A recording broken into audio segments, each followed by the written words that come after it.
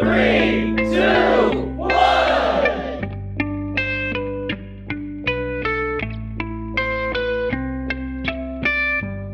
নমস্কার বন্ধুরা, কেমন আছেন আপনারা সবাই? আশা করি সবাই খুব ভালো আছেন, আমরাও খুব ভালো আছি। বললাম যে নেক্সট ভিডিওতে আমরা কোথায় যাচ্ছি তার ডিটেইলে জানাবো। তো চলে এসেছি নেক্সট ভিডিও নিয়ে।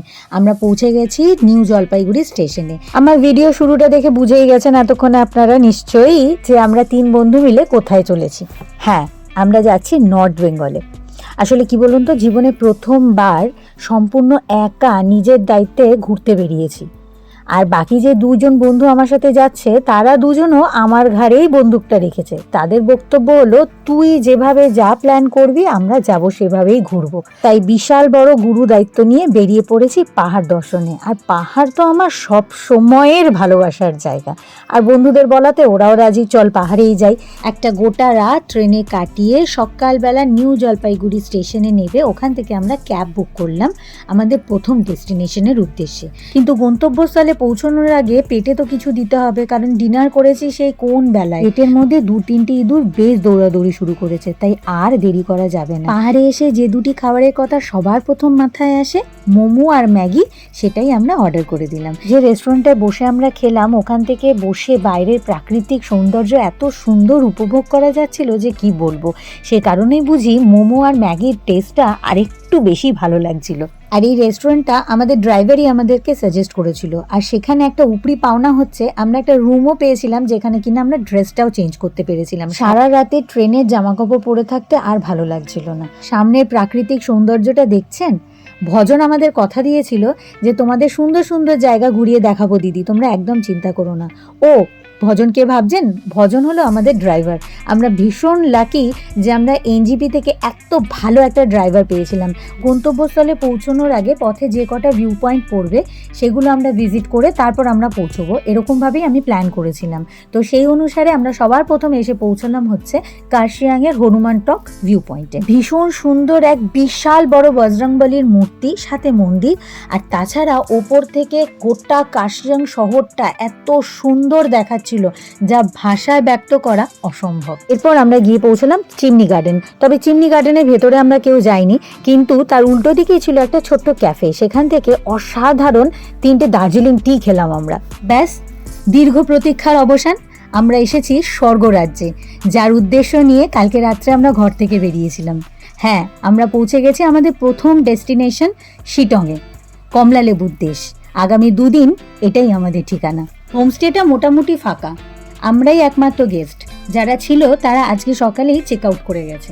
চলুন আপনাদের ঘরটা ঘুরিয়ে দেখাই। পুরো গোটা ঘরটাই ছিল কাঠের তৈরি। আমাদের রিকোয়ারমেন্ট ছিল 3 বেডস রুম, তো সে কারণে আমাদের যে বিছানাটা ছিল 2টো বিছানাকে একসাথে করে দিয়েছিল, যেটা কিনা এতই বড় সাইজ হয়ে গিয়েছিল যে ওখানে আমরা আরামসে 4 জনও থাকতে পারতাম। এবার আসি ওয়াশরুমে। ওয়াশরুমটা ছিল বেশ বড় এবং পরিষ্কার।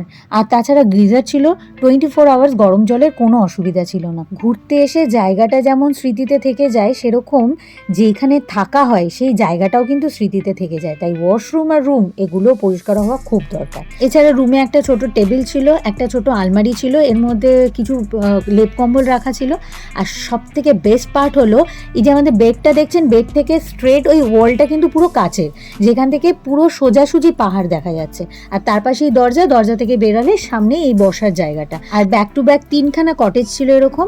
আর ওই কর্নারে যেটা দেখছেন ওটা হচ্ছে কিচেন। আর এই রুমটাও ফাঁকা, এর পাশের রুমটাও ফাঁকা। আর আমরা নিয়েছি একদম ওই প্রথমের দিকের রুমটা। খিদে, তৃষ্ণা, জামা কাপড় চেঞ্জ করা, হাত মুখ ধোয়া, এই সমস্ত কিছুই আমরা ভুলে গিয়েছি। আমরা এখানে ঢোকার পর থেকে মন্ত্রমুগ্ধ হয়ে শুধু সামনের দিকের ওই পাহাড়ের দিকেই তাকিয়ে রয়েছি। কি যে অপূর্ব সুন্দর লাগছিল, ক্যামেরার লেন্স সেই সৌন্দর্য ধরতে ব্যর্থ। তবে বসে থাকলে তো চলবে না। কেয়ারটেকার মশাই যে হাঁকডাক পাড়তে শুরু করেছেন, ম্যাডাম আপনারা আসুন খেয়ে নিন। আর অনেকটাই বেলা হয়েছিল, তাকেও তো ছুটি দিতে হবে তাই না? তো সেই জন্য আমরা চেঞ্জ করে ফ্রেশ হয়ে চলে এলাম খেতে। আজকে লাঞ্চ মেনিউতে ছিল ভাত, ডিম কষা, আলু ভাজা। আর তাছাড়া একটা খুব সুন্দর অপূর্ব একটা বাঁধাকপি তরকারি করেছিল। ইউজুয়ালি আমরা যেমন করি সেরকম নয়, একটু অন্যরকম, কিন্তু এত সুন্দর টেস্টি ছিল। তাছাড়া ছিল পাঁপড়, পেঁয়াজ আর কাঁচা লঙ্কা, আর ছিল হচ্ছে ডাল। ডালটাও বেশ অপূর্ব হয়েছিল। যিনি কেয়ারটেকার ছিলেন উনি বললেন আমি সার্ভ করে দিই, তো আমরাই ওনাকে না করলাম, বললাম আপনি চলে যান, আমরা নিয়ে নেব। তবে উনি যাননি, উনি সামনেই দাঁড়িয়েছিলেন, আমরা নিজেরাই নিয়ে খেলাম। আর খাওয়া দাওয়া শেষ করে কতক্ষণে এখানে এসে বসবো সেই চিন্তায় ছিলাম। এখন প্রায় সন্ধ্যা গধূলি, খাওয়া দাওয়া শেষ করে রুমে আসার পরে চোখ জুড়ে ঘুম আসছে। বাঙালি তো, পেটে ভাত পড়েছে, ঘুম তো আসবেই, কিন্তু বিশ্বাস করুন একটুও ঘুমোতে ইচ্ছা করছে না। মনে হচ্ছে ঘুমিয়ে পড়লেই এই বুঝি পাহাড়ের কোন একটা সৌন্দর্য মিস করে যাব, তাই ঘুমোতেও পাচ্ছি না। একবার ঘর একবার বাইরে করছি, শেষমেশ ঠিক করলাম না বাইরেই বসি। আর বাইরে বসতে বসতে এই পাহাড়ের সন্ধ্যা চুপ করে নেমে গেল। এত প্রচণ্ড ঠান্ডা লাগছিল, 2-3টে লেয়ারের জামা কাপড় পরে মাথা ঢেকেও ঠান্ডা আটকাতে পারছিলাম না। ইভিনিং স্ন্যাক্সটা কিন্তু সময় মতন হাজির, আলু পকোড়া আর কফি। চা কফি পকোড়া খেতে খেতে 3 বন্ধু জমিয়ে আড্ডা দিলাম, সুখ দুঃখ মনের কথা অনেক কিছু শেয়ার করলাম, গল্প বেশ জমে উঠেছে। এরম সময় হঠাৎ হাঁক পড়লো, ম্যাডাম আসুন, বোনফায়ার রেডি। অমনি আমরা 3 জনে মিলে গিয়ে বসলাম আগুনের সামনে। আর বাইরেটা এত প্রচণ্ড ঠান্ডা ছিল, তার মধ্যে আগুনের সামনে বসতে বেশ ভালো লাগছিল। আমি কাবাব খাই না, আমি পছন্দও করি না, কারণ আগুনের ঝলসানো মাংসটা আমার ঠিক পছন্দের তালিকায় পড়ে না। কিন্তু উনি একটা পাথরের মধ্যে যখন বাটারটা ব্রাশ করছিলেন, ওই সিজলিংয়ের আওয়াজটা আমার এত ভালো লাগছিল, আর একটা বেশ সুন্দর গন্ধ বেরোচ্ছিল, তো সেটাই দেখতেও আমাদের খুব ভালো লাগছিল। সামনের দিকে মাথাটা তুলে তাকালেই গোটা আকাশটা ভর্তি টিমটিম করা তারাগুলো যেন আমাদের দিকেই তাকিয়েছিল, আমাদের গল্পে যেন ওরাও অংশগ্রহণ করেছিল। আমরা যা যা বলছি সেগুলো শুনে ওরাও যেন আমাদের সাথে হাসছিল। এত অপূর্ব সুন্দর লাগছিল আকাশটা দেখতে। বাড়ির বাইরে কতশো কিলোমিটার দূরে আমি রয়েছি, ওই তারায় ভরা আকাশের ওই পারে আমার প্রাণের মানুষগুলো রয়েছে। তোয়া, দেব, ওদেরকে ভীষণ মিস করছি। এই জীবনে প্রথমবার আমি কোথাও ঘুরতে এসেছি, আমি পাহাড়ে এসেছি ওদেরকে ছাড়া। সংসার জীবনের সমস্ত দায়িত্ব ত্রুটিহীনভাবে করার পরেও নিজের প্রতি কিছু দায়িত্ব থাকে। নিজেকে ভালো রাখাটা আমার নিজেরই দায়িত্ব, এটা আমি রিয়েলাইজ করেছি। তাই নিজেকে খুঁজে পাওয়ার জন্য, নিজেকে আনন্দ দেওয়ার জন্য চলে এসেছি পাহাড়ে। আমি নিজে ভালো থাকলে আমার আশেপাশের সবাইকে ভালো রাখতে পারবো। আর আমার এই প্রিয় বান্ধবীদের সাথে দারুণ জমবে আমার পাহাড়ের এবারের অভিজ্ঞতাটা। পরের পার্টগুলো নিয়ে আসছি, সাথে থাকবেন কিন্তু।